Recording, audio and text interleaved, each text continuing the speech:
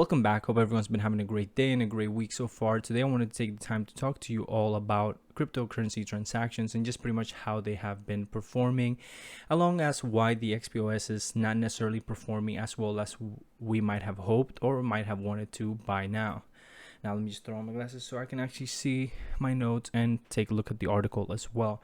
I first want to start off though by showing you all this graph right here. The main reason why I want to show you all this graph is because it kind of shows in the direction that cryptocurrency transaction activity in general has been going. Of course, this includes any transactions that have been made through the XPOS and all of that sort of thing.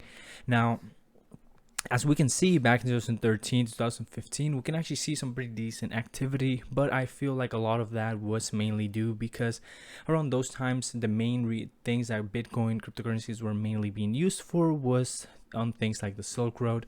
The reason I say that also is because firsthand I had various friends that talked to me and told me about Bitcoin, but their primary and main use wasn't necessarily holding and keeping it for a while, but rather actually spending it in these kind of websites and things like that.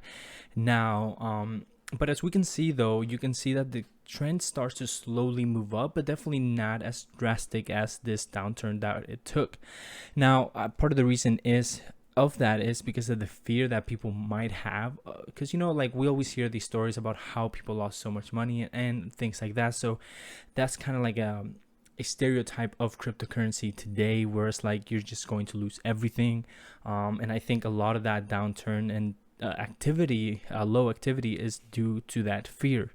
Now, I think that we're slowly moving in the right direction, and this also shows that just like I've mentioned before in other videos, the XPOS device really needs cryptocurrency to be mass adopted in order for it to actually perform the way we might imagine and we know that it's capable of. Because the way I see it, if a merchant already has a point of sale system, which most of them will already have, there's no point in paying $200 to $300 more to get a point of sale system that does the exact same thing yours does.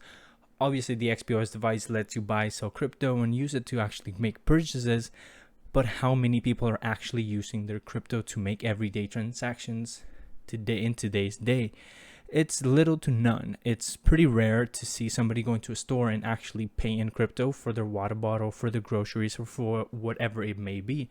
And that's kind of like why I've mentioned earlier videos that we need that mass adoption. That mass adoption is going to strongly boost and help the XPOS device along with NPXS and other crypto assets as a whole. And that's one of the main reasons why I always mention it, is because we need that. And just to be clear, mass adoption is not only going to help the XPOS device, it's not only going to help Ripple, XRP, NPXS, it's going to boost up the whole blockchain cryptocurrency ecosystem as a whole and kind of lift it up with it. Of course, not every asset is going to perform as well, and some assets might not even perform at all. So that's also something to keep in mind. And that kind of just goes into doing your own research and taking the time out of your day to actually learn about what you're putting your money into. Now, moving down though, I kind of want to read this quote right here, and just because I think that this quote kind of hits it right in the money as to why we don't see the activity that we might have hoped for today in crypto transactions, especially with the XPOS device. Now, for the vast majority of the merchants out there, just like the vast majority of retail banking users out there, crypto is still unknown and it's still something that they don't necessarily trust. And right down here, Pico Wan, the chief ecosystem officer of crypto point of sales provider Pundi X, told Cointelegraph a similar story. For the mainstream, the general perception towards crypto are complicated to use or risky to actually own. And again, that goes back to what I mentioned, where we hear all these horrific stories of people losing hundreds of thousands of dollars, some maybe even millions of dollars in the crypto market. But you got to think about it. The questions that people are not asking is, how did you lose all that and how did you get there? Most of the time you're going to find that people were just chasing the hype, just chasing the bubble essentially, and they were not actually taking the time of the day to do their own research and actually know and learn about what they're putting their money into. And then they just lose all their money and automatically want to blame it on crypto. But in the reality of the matter is that the blame is on the person themselves for not taking the time to do the research and actually learn about what they're putting their money into. So that's essentially a crypto and an investment lesson right there, all on its own. Now, the complicated part, I personally agree with it, because to you and me, using cryptocurrencies, buying cryptocurrencies, sending it to this exchange, to that wallet, to this wallet, it's extremely simple. We can do it almost in our sleep kind of situation. But think about newcomers. Think about the first time you actually purchased your first Bitcoins, your first cryptocurrencies. It most likely wasn't as simple as it is now. I mean, I know sure as hell that for me it was. And when I first started, I was like, holy cow, like I have to put this personal information down and that personal information.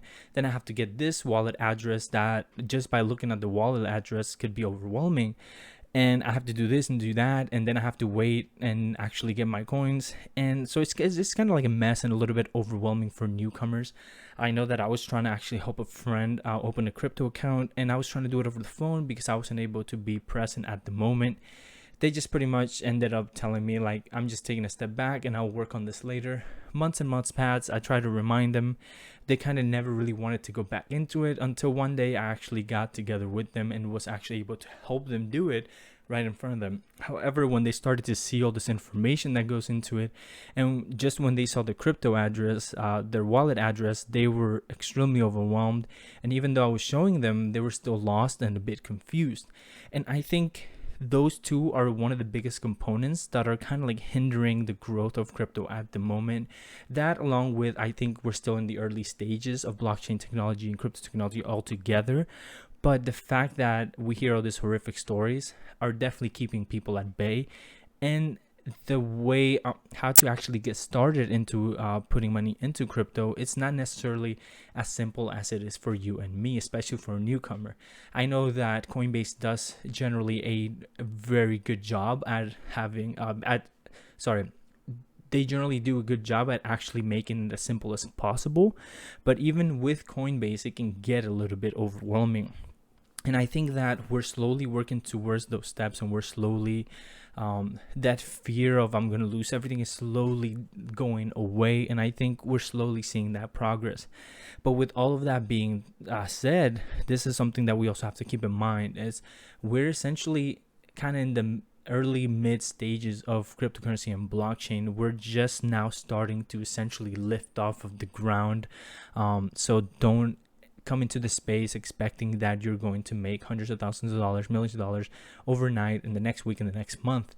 It's definitely a slow process. Can it happen with the way cryptocurrency behaves? Hell yeah, it can.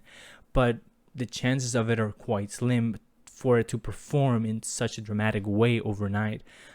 It has done it and it can do it, but it's not necessarily a realistic thing. It's kind of like at that point, if you're going into the markets in that mindset that I'm going to get rich overnight, then you're kind of at that point, you're really just playing lottery unless you really know what you're doing. So the reason I say that is because we always need to do our own research and know what the hell we're putting our money into. But I mean, that pretty much does it. Let me know what you guys think of this one. I think it was definitely a good one. I think it's one that I personally had to read and actually think about and analyze, because it helped me kind of take a step back and realize like, hey, like we're still headed in the right direction. We're headed that way. PundiX, Ripple, and all these other companies are all working together to get that mass adoption. And heck, I mean, see it this way. Once we get to that point of mass adoption, people are going to need ways to buy groceries and water bottles with their cryptocurrencies. They're going to want to use them. So what happens at that point? How are they going to do that? Well, that's where the XPOS comes in, and that's where it will thrive. But again, that pretty much does it for this video. I'll see you all in the next one.